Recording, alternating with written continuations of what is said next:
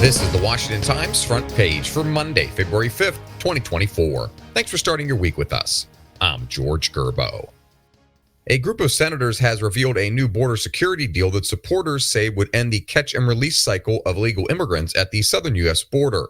Stephen Dinan, Ramsey Touchberry, and Alex Miller report the bill would expand the government's deportation force, try to speed up immigration court hearings, and give the president new powers to block illegal immigrants at the border, though only after the rate averages more than 4,000 migrants a day. Many of the provisions revive the Trump-era policies that the Biden administration spent years erasing, and specifically rein in tools used to loosen enforcement, such as parole. Republican leaders in the House indicated their opposition, saying the deal still allows a minimum level of illegal immigration and includes automatic work permits for those who are caught and released. The dispute between the U.S. and Iran is growing hotter, with the Biden administration promising more military action and Iran warning the U.S. to stay away.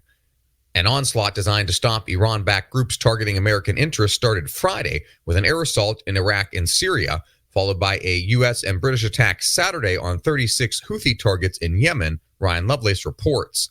National security officials said the moves represented round one in their response to the drone strike that killed 3 U.S. troops in Jordan on January 28th. National Security Council spokesperson John Kirby and National Security Advisor Jake Sullivan said more military action will come. State election officials are asking the Supreme Court to be wary of allowing states to kick former President Trump off the election ballot this year, saying that granting them that power threatens to create tit-for-tat retaliation.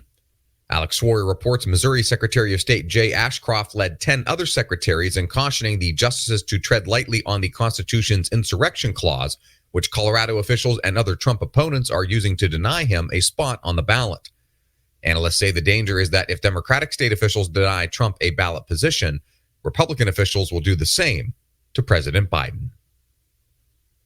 The Crime Prevention Research Center has released data into mass shootings in America over the past 25 years. Stephen Dinan reports the center calculated 101 mass public shootings from 1998 to 2023, using a higher threshold to define a mass shooting than others. The study said Black and Middle Eastern shooters significantly outstrip their percentage of the population, and Hispanics are disproportionately victimized in the shootings. Among other findings, the center said 20% of mass public shooters served in the military, and roughly half of them had seen a mental health professional, yet they were not identified as threats.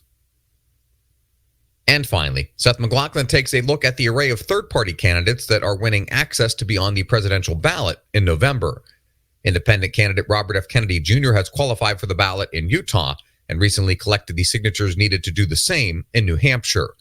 Fellow independent presidential candidate Cornel West is making ballot inroads, while No Labels, the group laying the foundation for a bipartisan unity ticket, is on the ballot in more than a dozen states.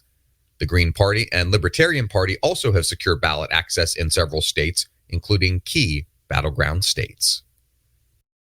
Find all today's front page stories at WashingtonTimes.com/front page or on the Washington Times app, and find us wherever you get your podcasts. Just search Washington Times in your favorite podcast app. You can also find us on social media at Wash Times for breaking news, sports, commentary, and more. For the Washington Times, I'm George Gerbo.